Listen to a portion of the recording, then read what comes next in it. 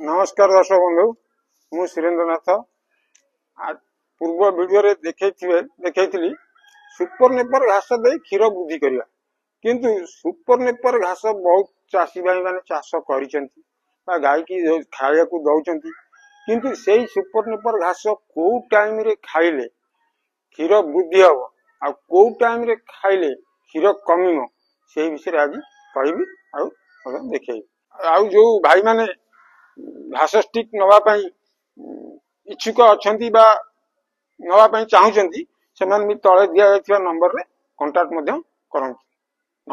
देखंतु साधारणतः सुपर नेपर घास आमे चाष करजे आमे आनी की कटर रे काटी की दउचे बा खाली खाली को टाइम रे देई हबो आ कटर रे काटी की को टाइम रे देई हबो। जदी सुपर नेपर घास 45 दिन भीतर अछि ताले ताकू आपण खाली गाय की देई पारिबे कारण सेतिरे पारुओ हेइ नथिबो। पारुओ कहले देखंतु बर्तमान एटी कटा है की अछि एई घास भितरे जो पारुओ हेची एई पारुओ हेइ नथिबो। एटा 45 दिन भीतर खाइले डाइजेशन भलो हबो आउ क्षीर वृद्धि हबो किंतु 45 दिन परे 45 दिन रु 65 दिन पर्यंत जो घास आपण देबे खाया पाई से घास कटर रे काटी की देबे किंतु 45 दिन रु अधिका घास देबे नाही। अधिका घास देले कोन हबो ना ताकू गाय ठीक से डाइजेशन करि परिबेनी आउ खाइबारे असुविधा हबो ता भितरे टाण हो जाइथिबो पारुओ सृष्टि हो जाइथिबो जोटा की से खाइले हजम करि परिबेनी क्षीर सेठी कमिमो से विषय आज कहूँ। देखो ये जो घास मोर वर्तमान कटा है गाय की खाया को दिया जाए आउ किसी अच्छी से ताकू नहीं गाय की खाया को दवा वर्तमान ये कर से घास यहाँ अच्छी 45 दिन रु 60 दिन भितर घासटा कटा है वर्तमान जीव गाय की खाया को दवा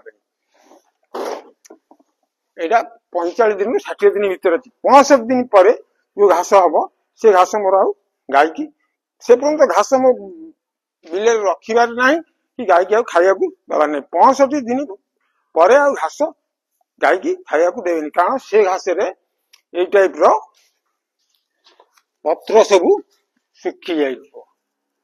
देखंतु से पत्र गुडा पड़ी एटा बछा पड़ाई एई गुडा रहिले एई गुडा खाइले क्षीर कमिमो सेति पई ये पत्र गुडा बाहर करी फोपड़ा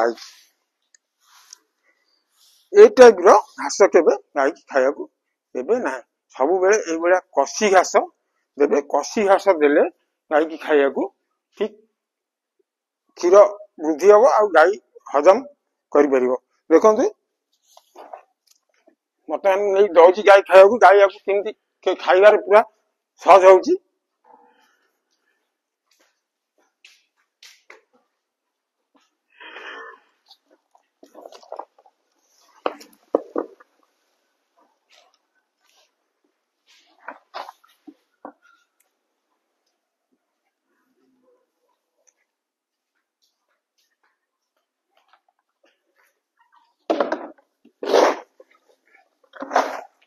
ए घास को गाय को भली ढंग रे खाउजंती आठू अधिका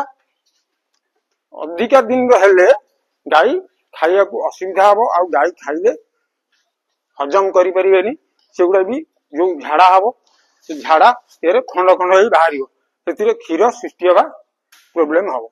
सेति पय आपण सब बेले एतिक दिन भितरे घास दबा आवश्यक। और गोटे कथा सब बेले मन रखिबे घास काटला बेले घास देरे सुखिला पत्रटा बाहर करिया पे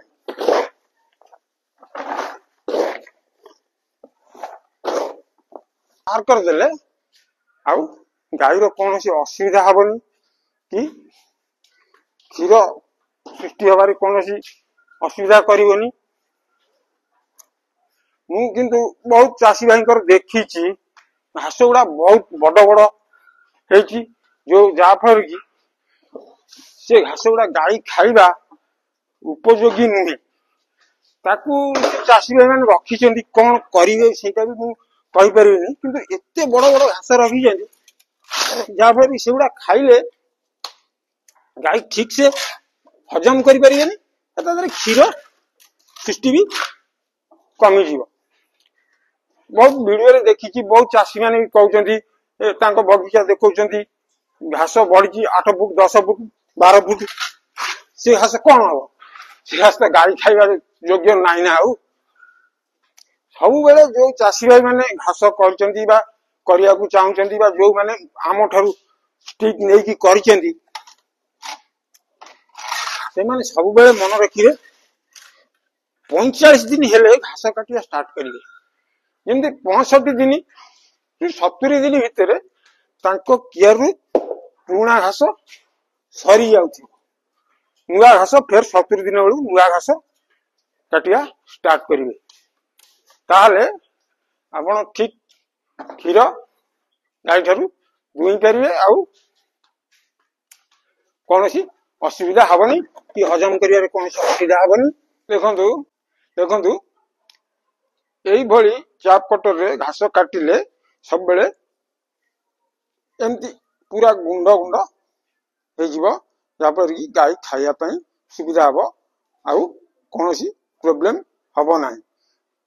ଏଇଭଳି ଚାପ କଟରରେ ସବୁବେଳେ କାଟିବା ପାଇଁ ଚେଷ୍ଟା କରିବେ। ଆଉ ଯଦି ଖାଲି ଘାସ ଦେବେ, ମାନେ 45 ଦିନ ଭିତରେ ଯୋଉ ଘାସ ହେଇଥିବ, ନରମ ଥିବ, ପାରୁଅ ହେଇନଥିବ, ସେଭଳି ଘାସ ଚାପ କଟରରେ କାଟିବା ଆବଶ୍ୟକ ନାହିଁ।